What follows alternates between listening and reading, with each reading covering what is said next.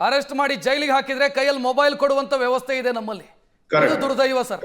ನನ್ನ ಜೊತೆಗೆ ಈಗ ಮತ್ತೊಬ್ಬರು ಅತಿಥಿ ಜಾಯ್ನ್ ಆದ್ರು, ನಿವೃತ್ತ ಪೊಲೀಸ್ ಅಧಿಕಾರಿ ಚಲಪತಿಯವರು. ಸರ್ ನಮಸ್ತೆ, ಕಾರ್ಯಕ್ರಮಕ್ಕೆ ಸ್ವಾಗತ. ಬಹುಶಃ ನೋಡಿದ್ರಿ ತಾವು, ಬಹಳ ಆಘಾತಕಾರಿ ಮಾಹಿತಿಗಳು ಬಹಿರಂಗವಾಗ್ತಾ ಇದ್ದಾವೆ, ಏನು ಹೇಳ್ತೀರಿ ಸರ್? ಖಂಡಿತ ಇದು ಹೊರಗಿನವರಿಗೆ ಇದು ಆ ಥರ ಕಾಣ್ತದೆ. Because I have involved in Bangalore city and in Karnataka. ಹಲವಾರು ಪ್ರಕರಣಗಳಲ್ಲಿ ನಾನು ಇಂಥ ಒಂದು ಪ್ರಕರಣಗಳಲ್ಲಿ ನಾನು ಐ ಒ ಆಗಿದ್ದೀನಿ, ಅಸಿಸ್ಟೆಂಟ್ ಐ ಒ ಆಗಿದ್ದೀನಿ.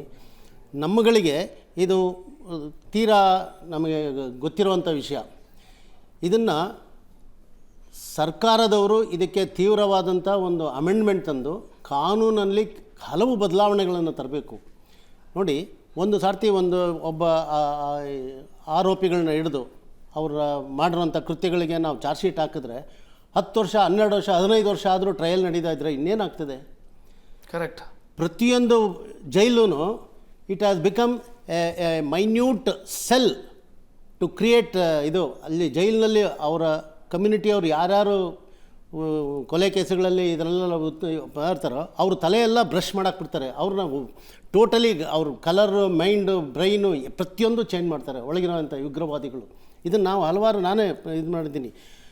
2011ರಲ್ಲಿ ಈಗೇನು ನಮ್ಮ ಪೆಹಲ್ಗಾಂವ್ ಅಟ್ಯಾಕ್ ಆಯ್ತಲ್ಲ, ಅದೇ ರೀತಿಯ ಅಟ್ಯಾಕ್ ಮಾಡಲಿಕ್ಕೆ ಅದಕ್ಕಿಂತ ಮೊದಲೇ ಕರ್ನಾಟಕದಲ್ಲಿ ಆ ಥರದ ಅಟ್ಯಾಕ್ ಮಾಡಲಿಕ್ಕೆ ಸಂಚು ಮಾಡಿದರು.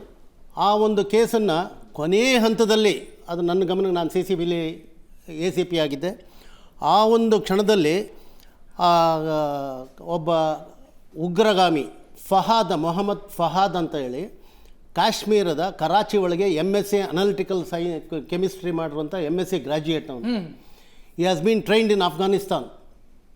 ಅವನು ನುಸುಳಿ ಮೈಸೂರಿಗೆ ಬಂದು ಮೈಸೂರಿನಲ್ಲಿ ಅಂಗಡಿ ಶೋರೂಮ್ ಎಂಥದ್ದು ಹೆಣ್ಮಕ್ಳದ್ದು ಆರ್ಟಿಕಲ್ಸ್ ಮಾರ್ತಾರಲ್ಲ ಅಂಥ ಒಂದು ಆಧಾರ್ ಕಾರ್ಡ್ ತಗೊಳ್ತಾನೆ, ರೇಷನ್ ಕಾರ್ಡ್ ತಗೊಳ್ತಾನೆ, ಬ್ಯಾಂಕ್ನಲ್ಲಿ ಅಕೌಂಟ್ ಓಪನ್ ಮಾಡ್ತಾನೆ. ಆಗ ಆ ಬ್ಯಾಂಕ್ಗೆ ಅಕೌಂಟ್ಗೆ ದುಬೈಯಿಂದ ಹಣಗಳು ಬರ್ತದೆ. ಆಮೇಲೆ AK-47 ಈ was in position of AK-47 ಪಿಸ್ತೂಲ್ ಇರುತ್ತೆ. ಇಂಥ ಒಂದು ಪ್ರಕರಣಗಳನ್ನು ಅವನ್ನ ಕೊನೆಗೆ AK ಸುರೇಶ್ ಅಂತ ಹೇಳಿ ಇನ್ಸ್ಪೆಕ್ಟರ್ ಮೈಸೂರಿನಲ್ಲಿ, ಅವ್ರನ್ನ ಅಟ್ಯಾಕ್ ಮಾಡಲಿ ಕೊಲ್ಲಿಕ್ಕೆ ನೋಡ್ತಾನೆ. ಆಗ ಅವರು ಹಿಡಿದು ಅವನ್ನ ಜೈಲಿಗೆ ಕಳಿಸ್ತಾರೆ. ಆ ಜೈಲಿಗೆ ಕಳಿಸಿದಾಗ ಅವನ್ನ ಮೈಸೂರು ಜೈಲಿನಲ್ಲಿ ಇಡೋದಕ್ಕೆ ಅವನಿಗೆ ಅವರು ಸರಿ ಇಲ್ಲ ಅಂಥೇಳಿ ಬೆಂಗಳೂರು ಜೈಲಿಗೆ ಕಳಿಸ್ತಾರೆ. ಬೆಂಗಳೂರು ಜೈಲಿನಲ್ಲಿ ಅವನು ಇರಬೇಕಾದ್ರೆ ಈ ಒಂದು ಸಂಚು ರೂಪಿಸ್ತಾನೆ. ಈ ಒಂದು ಸೈಯದ್ ಅಬ್ದುಲ್ ರೆಹಮಾನ್ ಅಂತೇಳಿ ಒಬ್ಬ 302 ಕೇಸಲ್ಲಿ, ಅವನಿಗೊಂದು 7-8 ಕೇಸ್ ಇತ್ತು ಚಾಮರಾಜಪೇಟೆ. ಅವನು ಒಂದು ಟ್ರಯಲ್ಗೆ ಒಂದು 302 ಕೇಸ್ನಲ್ಲಿ ಇನ್ವಾಲ್ವ್ ಆಗಿರ್ತಾನೆ.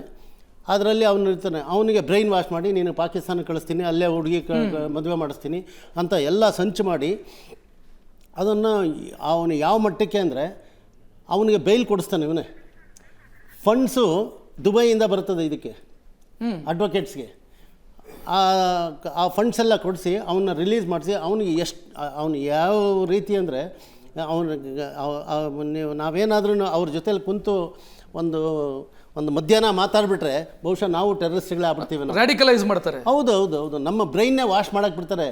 ಈ ಸೋಪು ನೀರು ಹಾಕಿ ಆ್ಯಸಿಡ್ ಹಾಕಿ ತೊಳೆದು ಬಿಡ್ತಾರೆ ನಮ್ಮ ಬ್ರೈನ್ನೇ.